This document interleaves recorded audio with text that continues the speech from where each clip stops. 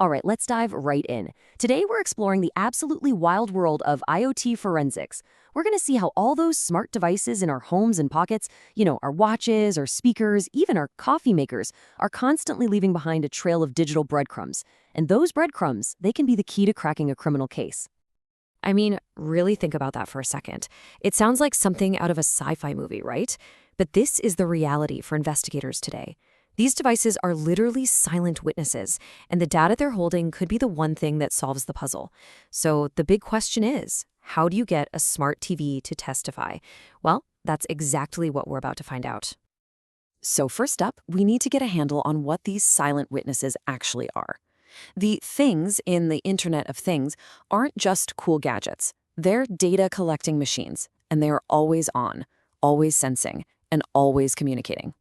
So at its heart, the Internet of Things is just this giant, sprawling network of physical objects. And here's the key.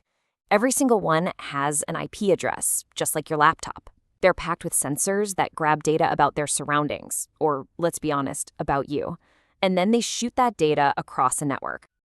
But here's the catch. While these devices are fantastic at collecting data, a lot of them are frankly terrible at protecting it. And this creates a massive headache for forensic investigators. See, the very same security holes that hackers love to exploit are the ones that can mess with or completely destroy crucial evidence. And we're not talking about some super complex, high-tech hacks here. Most of the time, it's ridiculously basic stuff. We're talking passwords like password123, sending sensitive data over the internet without any encryption, and manufacturers who just never bother to push out a security update.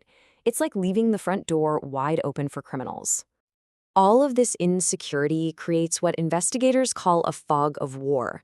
When they get to a device that's been compromised, they're walking into a digital mess. They have to ask, is this data real? Or was it planted by the attacker? Or, even worse, was everything wiped remotely just minutes before we got here? And one of the biggest nightmares here is the botnet.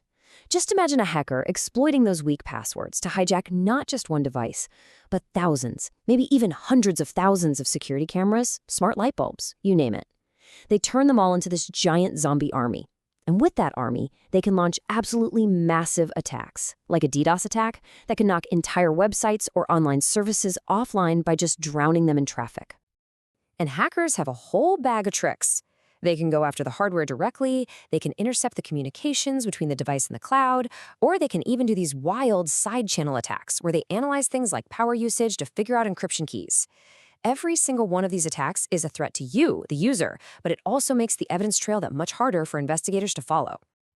Okay, so faced with this incredibly messy digital crime scene, how do investigators even begin to find the truth?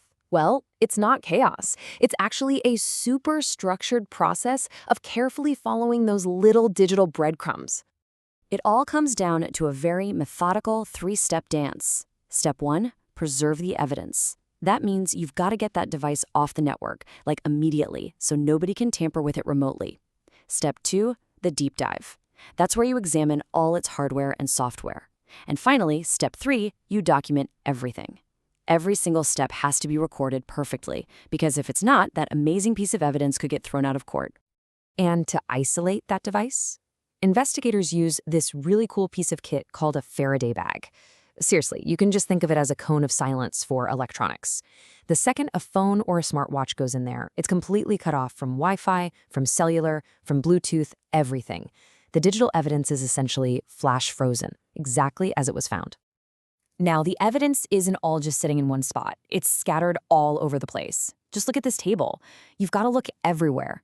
Of course, there's data on the IoT device itself, things like the firmware and log files, but then there's crucial data on the smartphone it was paired with, and on the company's cloud servers, and even on the Wi-Fi router.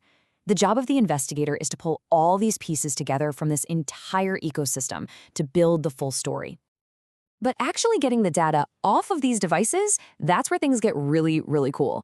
This isn't just plugging in a USB stick. We're about to get into the specialized high-tech toolkit that a real digital detective uses. So there are basically two main roads you can take to get the data. Logical acquisition is the easy path. That's when you use the device's normal software to pull off files, kind of like you download photos from an app. But the real magic happens with physical acquisition. This is what you do when the device is locked, broken, or just plain uncooperative. It means you bypass the software completely and go straight for the hardware. And the most extreme method they have is called chip-off forensics. This is literally the digital equivalent of open heart surgery. Investigators will physically desolder the memory chip right off the circuit board. Then they can pop it into a special reader to get a perfect bit-for-bit clone of everything that was ever on it. And yeah, that's the trade-off. It's definitely a high-risk, high-reward move. You might totally destroy the device in the process, but what you get is a perfect digital copy of everything, including deleted files and little fragments of data that would be impossible to find any other way. So, when open heart surgery is just too risky, there's a less invasive option called JTAG. See, most circuit boards have these little diagnostic ports that were used during manufacturing.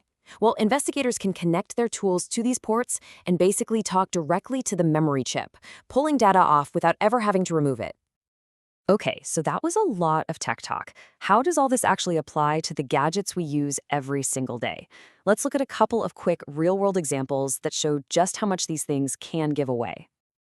Take your average drone. It's so much more than a flying camera.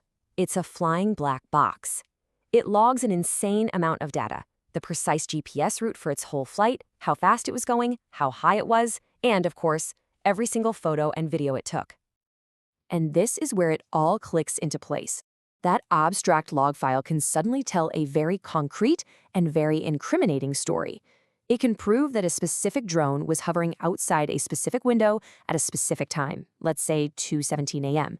That's not a guess, that's hard data. Or what about a smartwatch? It's basically a digital diary strapped to your wrist. It's tracking your location with GPS. It knows when your heart rate spikes during a stressful moment. It sees your incoming messages. For an investigator, this data can build an incredibly detailed timeline of a person's movements and even their physical state. So what's the big takeaway from all this? It's pretty simple, actually. Every single connected device we use is telling a story, all the time. The whole point of IoT forensics is just having the right tools and the right skills to get that device to talk and tell you its secrets. And that leaves us with one final, pretty heavy question to think about. Your devices, the ones you own right now, are creating this story about you every single day. They know where you go, they know your habits, they might even know your heart rate. So it's worth asking yourself, what story is your digital trail telling? Thanks for watching.